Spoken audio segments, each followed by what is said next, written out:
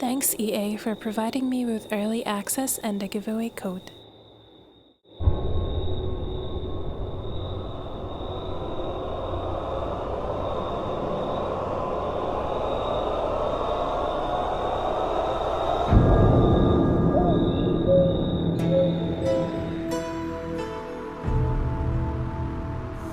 Greetings traveler, and welcome to another one of my speed builds.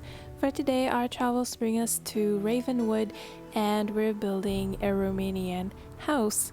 So of course I'm using the new expansion pack today in this video, which is The Sims 4 Life and Death. So thanks again to EA for providing me with an early access code, and I know that this video isn't particularly early, but I only just finished the house the other day and finished the editing just today. So yeah, I'm sorry about this video being a little bit late. Anywho, I'm running another giveaway, but this time it's for the new expansion pack, The Sims 4 Life and Death. So if you haven't gotten the pack yet, this is your chance. All you have to do to enter the giveaway is to subscribe to my channel here on YouTube and then comment whatever you want down below. Even if it's just an emoji, that would be quite enough. So thank you guys for entering the last giveaway, and congratulations to the winner again. For this pack, I'll be announcing the winner on Saturday, and I'm going to randomize the winner, of course, like last time. So yeah, you never know, just try to enter the giveaway and you might just win.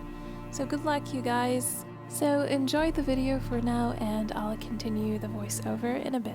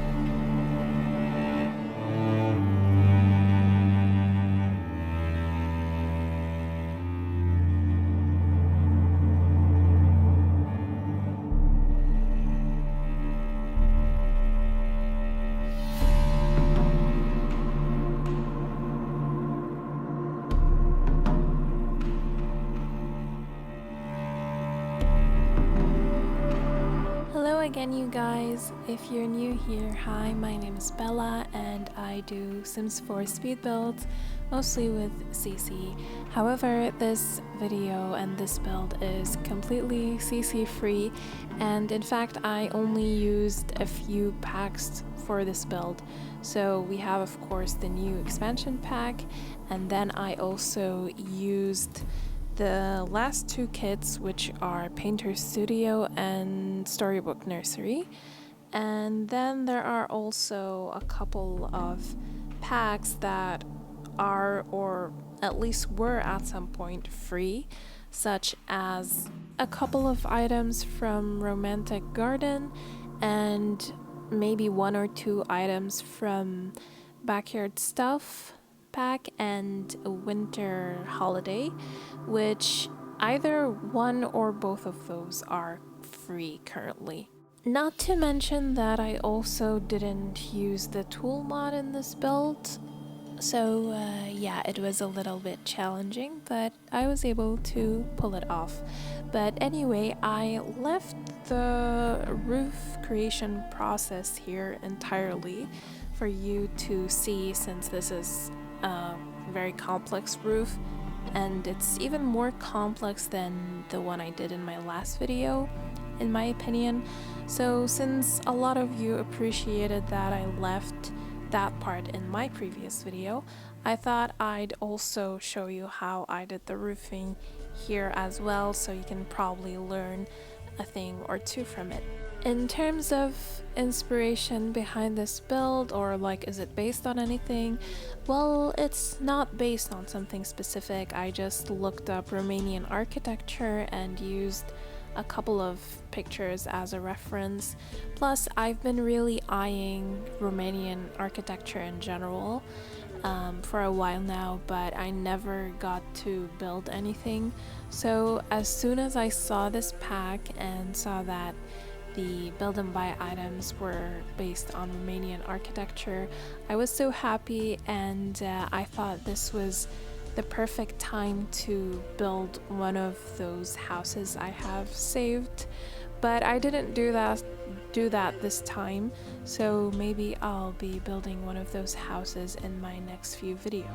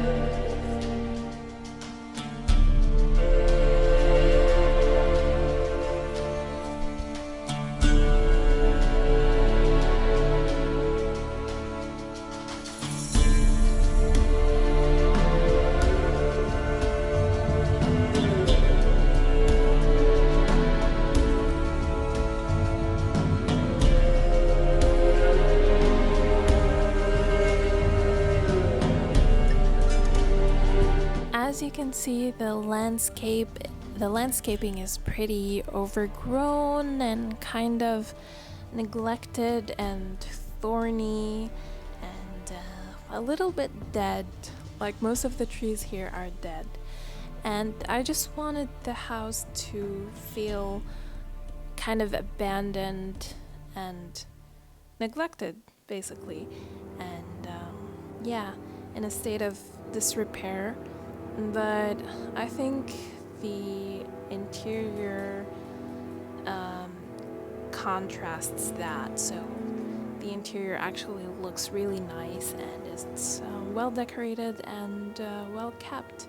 So on the exterior, I've used a lot of holes and those rundown decals. I absolutely love those, and I'm always happy whenever we get those with a new pack. And I also used some of those floral decals that we got with the build, with the buy mode, and I really love those. I've been wanting something like this for a very long time, and I'm happy that we finally have that in the game, because now I can use those in so many different kinds of architecture, which is great. Also, I really love these torch things that we got with the live edit objects, and I love that the fire is just lit without having to light it yourself, so this could really come in handy for some of the builds.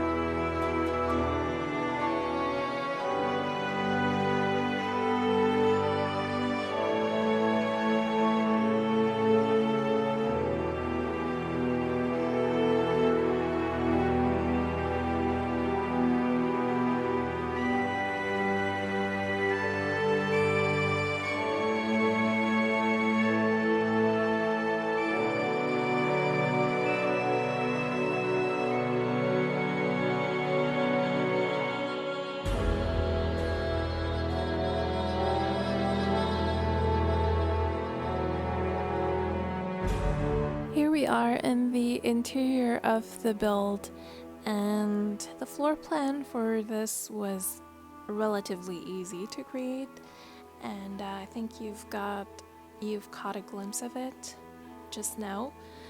So here we have the living room, and disclaimer, I didn't go for a Romanian interior, so not really sure how to describe it actually.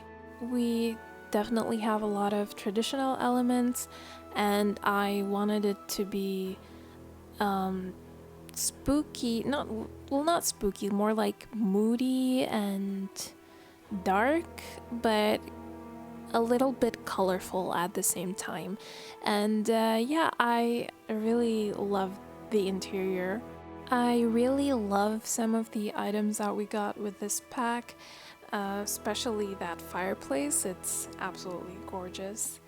The furniture is also lovely, but I would have loved to have more decoration pieces. The amount of furniture is good, but I just wanted more small decor items, you know, like statues and clutter and yeah, all those things, paintings even. I feel that this pack is kind of limited in that department. But yeah, overall I'm very happy with the build and buy items for this pack, and I'm very happy to see some of the architecture that I actually enjoy in the game without having to use CC. That is quite wonderful. Yeah, I just feel like EA is really stepping up their game with this pack, and I hope to see more packs that are influenced by other cultures. And if you know anything about me, I absolutely love these kind of packs, you know, with the dark, spooky, morbid vibe. That is totally my thing. So I was very, very excited for this pack, and it didn't disappoint. And I even tried some of the gameplay, which I don't normally do. But yeah, the first day I got the pack, which is one day before the release, I got to play around with Create a Sim, which, by the way, I absolutely love the items in Create a Sim. Cannot rave about them enough. Like, I think we got some proper goth fashion, like even more than the goth items kit. I forgot what it's called, but yeah, I feel like this one is a much nicer representation of goths and goth fashion. And yeah, I love the cast items. And then I also tried the gameplay itself. So I moved in a family to one of the houses, and then I tried some of the things, and it was so fun while it lasted, because after that I got into building, so I never actually had any time to go back to the gameplay and continue trying it. But yeah, in the gameplay I